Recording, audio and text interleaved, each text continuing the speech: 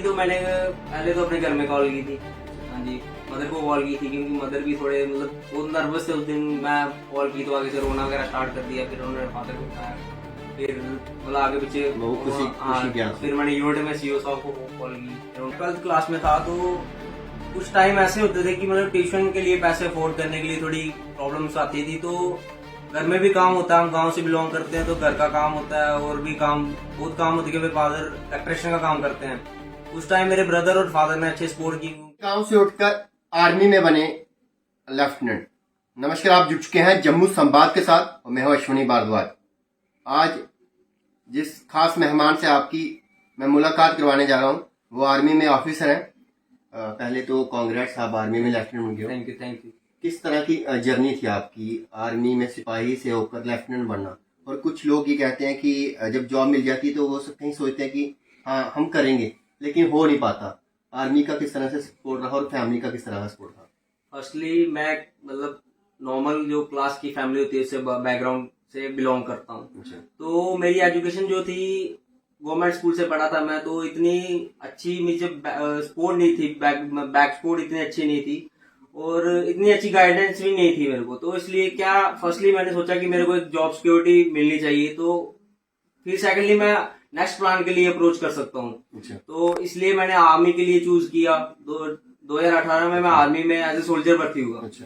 तो मैंने अपनी पढ़ाई को कंटिन्यू रखा, इग्नू में एडमिशन ली और मेरे फ्रेंड्स वगैरह से मोटिवेशन ली और उनसे गाइडलाइन ली कि कैसे कैसे करना है। तो फिर मैंने एसीसी एग्जाम होता है उसके लिए माइंडसेट किया, उसके लिए प्रिपेयर किया। और यूनिट में मेरे को मेरा लीव वगैरह था, उसी के अकॉर्डिंगली प्लान करता था कि मैं अपने एग्जाम वगैरह और घर में आके पढ़ सकूं। तो फैमिली वगैरह ने भी सपोर्ट किया मेरे को। तो ये ऐसे तक मेरी जर्नी रही इधर तक। अच्छा, तो जिस तरह से आपने बताया कि आप आर्मी में करते हो, आर्मी में ड्यूटी भी करना और फिर पढ़ना, क्योंकि ऑफिसर का टेस्ट बड़ा हार्ड टेस्ट होता है। तो किस तरह से आपका वो जो जर्नी पीरियड था, किस तरह से आपको मैनेजमेंट करते थे? वो जो आर्मी के ऑफिसर थे किस तरह की सपोर्ट करते थे आपको? ड्यूटी वगैरह पे क्या होता है कि जैसे उन्होंने मेरे को इस प्रकार सपोर्ट की, जैसे कि मैं ड्यूटी पे रहता था तो मेरी ड्यूटी ऐसी जगह पे लगाते थे कि जहां तक मेरे को मतलब पढ़ने का ज्यादा मौका मिले। अच्छा। तो नॉर्मली हमें क्या स्टैंडिंग ड्यूटी होती है आर्मी में, तो वो मेरी सिटिंग ड्यूटी लगाते थे। चेयर वगैरह होती थी अवेलेबल, तो मतलब कैंटीन वगैरह में होगी जहां मेरे को मैक्सिमम टाइम जो यूटिलाइज कर सकूं मेरी स्टडीज में। अच्छा। और मेरे ऑफिसर वगैरह थे वो मेरे पर्सनल इंटरव्यू वगैरह लेते रहते थे। स्पीकिंग इंग्लिश में थोड़ी प्रॉब्लम थी इनिशियली, तो उन्होंने उसमें मेरी काफी मदद की। अच्छा। और करंट अफेयर वगैरह मेरे से अच्छा डिस्कशन करते थे और काफी सपोर्ट की उन्होंने मेरे को इस मुकाम तक पहुंचने के लिए। तो I am very thankful to them. पहले अटेम्प्ट में हो गया या दूसरे? ये मेरा फर्स्ट अटेम्प्ट था, मतलब अच्छा। हाँ एसीसी का फर्स्ट अटेम्प्ट था। और सिविल में मैंने कोई अटेम्प्ट नहीं दिया था, एयरफोर्स नेवी वगैरह में देखा था। और ऑफिसर के लिए मेरा फर्स्ट अटेम्प्ट था। First attempt. कितने यूनिट के और भी कोई गया था या आप ही? यूनिट के हम 2 लड़के थे, एक पंजाब का था और एक मैं JNK का था। अच्छा, वो भी सिलेक्ट हो गए? वो कॉन्फ्रेंस आउट हुए थे लास्ट दिन। अच्छा। और मेरा हो गया था। मतलब जब आप दे रहे थे कॉन्फ्रेंस में, जब आप टेस्ट क्लियर हुआ तब वो होता ना कि नर्वस हो जाता है बंदा कि क्या होगा क्या नहीं होगा, तो उसके लिए पूरे माइंडसेट प्रिपेयर था आपका तब? मतलब कोचिंग वगैरह तो मैंने ली नहीं थी, पर मेरे दिमाग में इतना था कि मेरे कमांडिंग अफसर ने मेरे साथ एक बात बोली थी कि इंटरव्यू में नर्वस मत होना और अपनी कमियों को मत देखना उधर जाके। उधर बस दिमाग में यही चीज रखना कि जो तुम्हारे अंदर है तुम उसको दिखाने के कैपेबल हो या नहीं हो। और क्या ट्रूथफुल रहना, लॉयल रहना, मतलब अपनी अच्छी अच्छी क्वालिटीज दिखाना, डिटर्मिनेशन दिखाना, करेज दिखाना, मतलब हर एक चीज में पार्टिसिपेट करना, हर एक चीज को अच्छे से दिखाना। और मेन हमारे इंटरव्यू का जो मेन उनका मोटिव रहता है, बंदा में सच्चाई होनी चाहिए। अगर आप सच्चे इंसान हो, क्योंकि वो चाहते हैं सच्चा इंसान, क्योंकि हमारी 4 साल का पीरियड होता है ट्रेनिंग का। तो बाकी अच्छा लगा होगा मेरा एक फॉर्म भरते हैं हम, PIQ फॉर्म बोलते हैं उसको, उसमें जो मैंने डेटा भरा था शायद उनको अच्छा लगा होगा। तो इसी कारण उन्होंने मेरे को थोड़ा उसमें मोटिवेट करते रहे और हेल्प भी की उन्होंने मेरी काफी हद तक।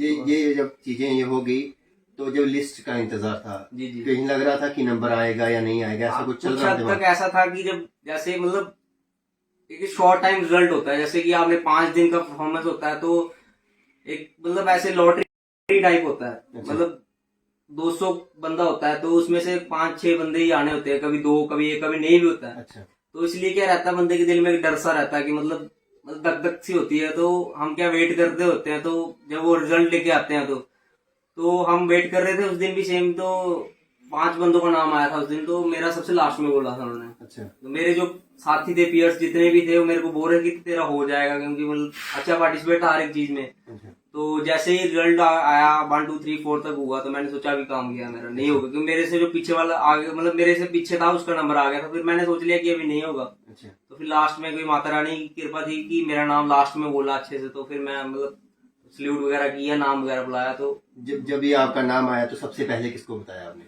फर्स्टली तो मैंने पहले तो अपने घर में कॉल की थी। अच्छा। हाँ जी, मदर को कॉल की थी, क्योंकि मदर भी थोड़े मतलब बहुत नर्वस थे उस दिन। मैं कॉल की तो आगे से रोना वगैरह स्टार्ट कर दिया। फिर उन्होंने फादर को बताया, फिर मतलब आगे पीछे वो खुशी क्या थी? फिर मैंने यूनिट में सीओ साहब को कॉल की। फिर उन्होंने क्या माहौल था यूनिट में और अगर पे? क्योंकि जिस तरह से आपने बताया कि सीईओ सर ने आपको भेजा था, जी। क्योंकि एक बेटे की तरह वो भी आपको जी, जी। इतनी हेल्प कर रहे थे।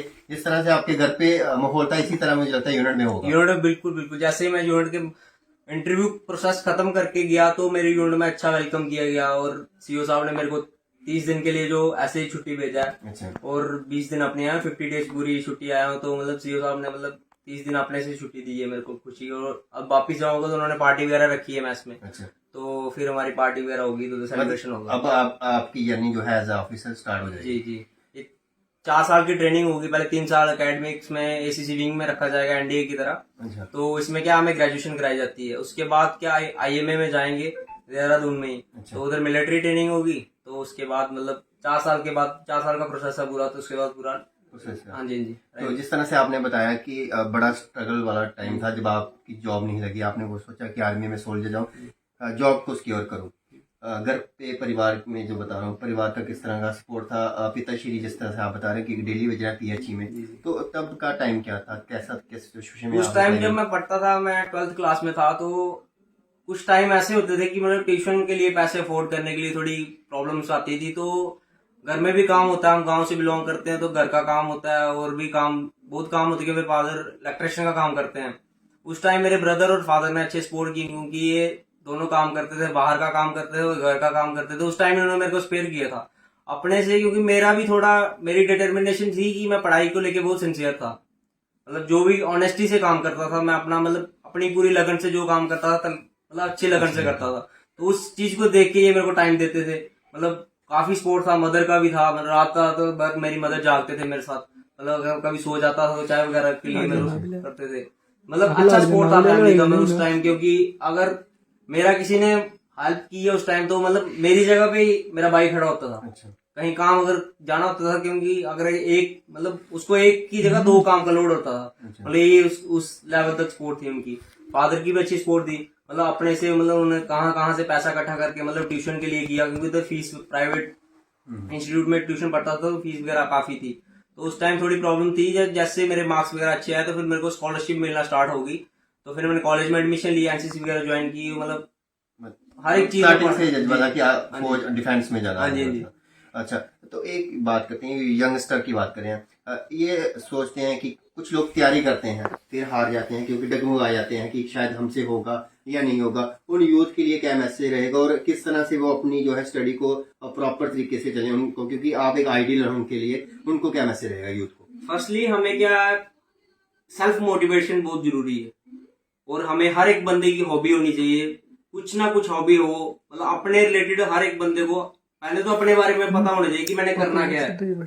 अगर हमारे गांव में जो यूथ, मैक्सिमम यूथ है जो, तो या तो हमारी जो संगत बोलते हैं उससे थोड़ा खराब हो जाते हैं। सेकेंडली अगर उनको अच्छी गाइड तो एक गलत डायरेक्शन में चले जाते हैं। उस टाइम अगर वो 11th 12th का टाइम होता है, अगर उस बंदे को, कोई बंदे को प्रॉपर गाइडेंस मिले, तो वो बंदा अच्छी डायरेक्शन में जाएगा। तो अगर वो जाता भी है तो फिर आगे मतलब इतनी फैसिलिटी, मतलब वही संगत वाला काम आ जाता है कि कॉलेज में भी जाते हैं, अगर मतलब जिस माहौल में हम रहेंगे वही सीखेंगे हम। अगर हम अच्छी चीज में पार्टिसिपेट, गेम्स में करते हैं, एनसीसी में करते हैं, कोई भी सोशल पार्टिसिपेशन करते हैं, तो अच्छा रहेगा। तो हर एक बंदे को मतलब अपने, पहले तो अपने साथ, मतलब अपने अपने बारे में पता होना चाहिए। और हर एक बंदे को हॉबीज वगैरह में ज्यादा इंटरेस्ट होना चाहिए। वही एक दिमाग में मिथ होता है लोगों के कि इतने घंटे पढ़ना चाहिए। मुझे लगता है कि घंटे पे फोकस करना चाहिए या फोकस से स्टडी करनी चाहिए। हाँ, ये तो सबसे मतलब गलत बात है कि प्रेशराइज हो जाता है। हाँ। अगर मेरे को पता है कि मैं 3 घंटे में अच्छे से पढ़ सकता हूँ। मतलब कुछ बंदे ऐसे होते हैं कि पूरी रात भर पढ़ते हैं, कुछ बंदे होते हैं सिर्फ 2 घंटे पढ़ते हैं। मतलब वो बंदा फिर बोलते हैं कि वो पढ़ता नहीं है, उसका मतलब परफॉर्मेंस अच्छा है उससे, वो उसका रीजन यही है कि हम कुछ बंदे स्ट्रेस में पढ़ते हैं, कुछ बंदे फ्रीली होकर पढ़ते हैं। तो आप खुद ही देख लो, अगर बंदा टेंशन में काम करेगा वो अच्छा रहेगा या कोई फ्री माइंडली करेगा वो अच्छा रहेगा। पहले तो नींद बंदे की, मतलब अगर आपका दिमाग क्या है, दिमाग तो डाइट मांगता है और रेस्ट मांगता है। कोई भी चीज है, अगर आपने कोई गेम भी खेलनी है आपको डाइट चाहिए और रेस्ट चाहिए, 2 चीजें मस्ट है। तो सिमिलरली दिमाग भी यही चाहता है कि उसको टाइमली रेस्ट मिले और टाइमली उसको वर्क करा जाए। तो यही था दिमाग का प्रोसेस। मेरे कहने के मुताबिक यही है कि प्रेशराइज कभी ना हो और अपने मतलब काम को हिस्सों में बांटो, हर एक चीज का टाइम टेबल बनाओ, हर एक चीज को टाइम दो। जरूरी नहीं है पढ़ना है सिर्फ पढ़ना ही है। यहाँ पे मार खाते हैं कि हम जब पढ़ना स्टार्ट करते हैं तो पढ़ाई में रहते हैं, फिर पढ़ाई की हो जाता है। अगर बंदे की पढ़ाई नहीं लगती बंदा फिर बाहर कुछ नहीं कर पाता। तो इसलिए पढ़ाई के साथ साथ हर एक चीज को टाइम दो, रिलेटिव्स को टाइम दो, अपने एम को टाइम, मतलब जिस एक तो होगी एकेडमिक्स कॉम्पिटिटिव अगर कुछ है, सेकेंडली तो उसके लिए भी टाइम निकालो। अपनी फिजिक फर्स्टली जो अपना जो हेल्थ है उसके लिए भी जिम वगैरह जाओ, वॉकिंग करो, क्योंकि हेल्थी माइंड रिजाइड इन हेल्थी बॉडी। इसीलिए तो सबसे मेन बात ये है कि अपने फेलियर से मत डरो, क्योंकि हम स्ट्रेस में कब आते हैं कि जब हम, एक बुक है पावर ऑफ सबकॉन्शियस माइंड, उसमें उन्होंने क्या बताया कि मतलब बंदा कहाँ कहाँ मतलब कहाँ कहाँ लैकेज होती है, वो चीजें मतलब मेन देखते हैं। कि इसमें ये बताया कि बंदा जैसे फेलियर से डरना स्टार्ट हो गया कि मैं पास होऊंगा, जहां डाउट आ गया बंदे को तो उधर बंदा मार खाता है। अपने आप में कॉन्फिडेंट रहो कि मैं कर सकता हूँ तो बंदा कर जाएगा। मतलब आप एग्जाम्पल सेटअप हो गया, आपको देखकर भी अभी आपके गांव वाले भी ट्राई करेंगे। जो लोग आपसे मतलब कि इंस्पिरेशन होंगे, क्योंकि अभी लोगों को पता नहीं होगा, जो मतलब गिने चुने, इसके बाद जैसे इंटरव्यू पब्लिश होगा तो काफी लोगों के आप रोल मॉडल बन जाओगे। तो मैं एक चीज आपसे पूछना चाहता हूँ कि जिस तरह से आपने आर्मी में जॉब कर रहे थे, तब कर रहे थे, और टाइम भी बड़ा एडजस्टमेंट करना बड़ा होता है ना। तो लोग क्या करते हैं कि एक बार अटेम्प्ट करते हैं, दूसरी बार करते हैं, तीसरी बार करते हैं कि नहीं, अगर आपका अटेम्प्ट अगर देते हैं आप, तो अगर फेल हो जाते हैं तो फिर से आप ट्राई करते हैं या फिर से ऐसे डगमगाए जाते हैं? देखो हमारा एग्जाम साल में 2 बार होता है, तो कुछ बंदे क्या करते हैं साल में एक ही बार एग्जाम देते हैं तो दूसरी बार का नहीं करते। पर मैंने क्या किया था, मैंने जैसे एग्जाम दिया था, मेरा इंटरव्यू था और मैंने दूसरा एग्जाम साथ में दे रखा था। अच्छा। अगर मेरा ये इंटरव्यू नहीं होता तो मेरा 2 महीने बाद फिर से अब इंटरव्यू आने वाला था, तो मैंने उसके लिए प्रिपरेशन रखी थी, अगर एक में नहीं होगा तो दूसरे में हो जाएगा। अच्छा। तो ये क्वेश्चन मेरे को इंटरव्यू ने भी पूछा था कि अगर तू इसमें नहीं होगा तो क्या होगा, तो मैंने उसको बताया था कि 2 मंथ बाद मेरा फिर से इंटरव्यू है तो उसमें करूंगा, अच्छा बेटर करूंगा, जहाँ पे मेरे को कमी लगेगी उधर इम्प्रूव करूंगा उस चीज को मैं। कोई 1-2 क्वेश्चन जो आपको इंटरव्यू में पूछे? इंटरव्यू में फर्स्टली वो अपने यूनिट के बारे में सिचुएशन वगैरह देते हैं, अगर तुम्हें यूनिट में कुछ हो जाता है तो ऐसे, मतलब मेरे को बोला था कि तुम्हें एक पार्टी ऑर्गेनाइज करनी है तो अरिजीत सिंह को बुलाना है। अच्छा। तो कैसे बुलाओगे, तो फिर मैंने उनको आंसर दिया था कि फर्स्टली मैं उसके मैनेजर वगैरह उससे बात करूंगा, तो उससे अपॉइंटमेंट वगैरह लूंगा, पैसे की वगैरह पूरी सेटअप करूंगा कि क्या क्या फाइनेंशियली क्या क्या नीड्स वगैरह उसके लिए, फिर उसके लिए पूरा रहने का बंदोबस्त करूंगा, जितना अवेलेबल है अकोमोडेशन वगैरह, खाने पीने का, मतलब वो बताया था अच्छे से, तो एग्री किया था उन्होंने मेरे साथ। बस इतना ही था, मतलब और क्वेश्चन वगैरह घर के बारे में पूछे थे मेरे को। अच्छा। हाँ, तो मतलब मेरी पेमेंट के बारे में पूछा था कि पे को कैसे यूज करते हो। तो मेरी 45,000 है, तो उसमें बताया था कि मैंने मतलब 20,000 मेरी सेविंग है। अच्छा। तो उसमें से 10,000 जो है मैं अपने यूज के लिए आर्मी में यूज करता हूँ, बाकी बचा हुआ मैं घर में यूज कर लेता हूँ, फैमिली वगैरह को दे देता हूँ। तो बस इतना ही था बस, बाकी मोटे मोटे वो टेस्ट वगैरह बहुत होते हैं, मतलब प्रैक्टिकल टेस्ट ज्यादा होते हैं। अच्छा जी। वंस अगेन कांग्रेट्स आपको। निशाल जी, फैमिली में कौन कौन है आपको और कहाँ से आप बिलोंग करते हो? मैं बरनपाड़ा से बिलोंग करता हूँ और मेरी फैमिली में फादर है, मदर, ब्रदर, वाइफ और मेरी छोटी बेटी है। छोटी बेटी जी।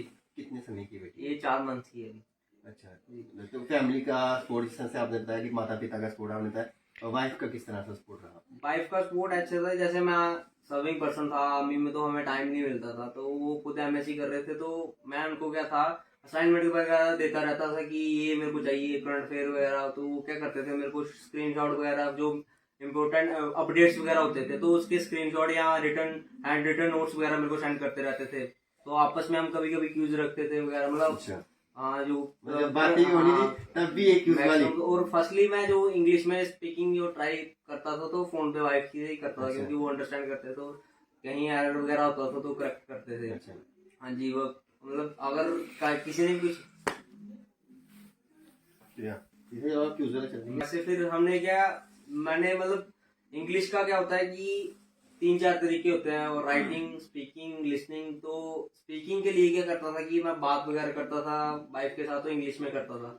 निशा जी, जब एक बात पूछना चाहता हूँ, आप जिस तरह से हम गांव की बात करते हैं, जी जी हेजिटेशन होती थी, यार मेरी इंग्लिश में प्रॉब्लम जी जी होगी, ऐसे मतलब होता ना, नहीं करूंगा। जी तो जी। उन लोगों के लिए भी एक बड़ा अच्छा मैसेज रहेगा कि देखो, वही मैंने एक पहले भी आपको बताया कि हम अपनी मतलब एक बेइज्जती होती है, जो फेलियर हम डरते हैं उससे कि मैं इंग्लिश में ग्रामेटिक जी होगी, बेइज्जती हाँ, होगी। अगर कुछ गलत बोल दूंगा, हमारे दिमाग और में एक ही चीज रहती है कि मैं कुछ गलत बोल दूंगा तो मतलब हम कुछ बोलेंगे तो हम कुछ गलत बोल देंगे, क्योंकि हम खुद ही नेगेटिव चलते हैं, हमारी इंसल्ट हो जाएगी किसी के सामने। तो पहले सबसे पहले वो डर निकालना है। तो उसके लिए कोशिश करो कि किसी ऐसे बंदे के साथ सामने बोलो कि जहाँ मतलब तुम्हें पहले वहां उसके आगे डर नहीं है, तो फिर अपना लेवल बढ़ाओ। तो मतलब मेन यही चीज है कि अपने अंदर से वो नेगेटिव थॉट्स निकालो कि मैं डरता हूँ, मतलब अपने आप को वो करना, क्रिटिसाइज मत करो। मतलब सेल्फ कॉन्फिडेंस बहुत जरूरी है। तो इसीलिए कुछ भी सीखना हो, इंग्लिश हो, कोई भी चीज हो, तो कॉन्फिडेंट पहले अपने आप पे कॉन्फिडेंट बंदे को होना चाहिए। तो नेक्स्ट लेवल पे तभी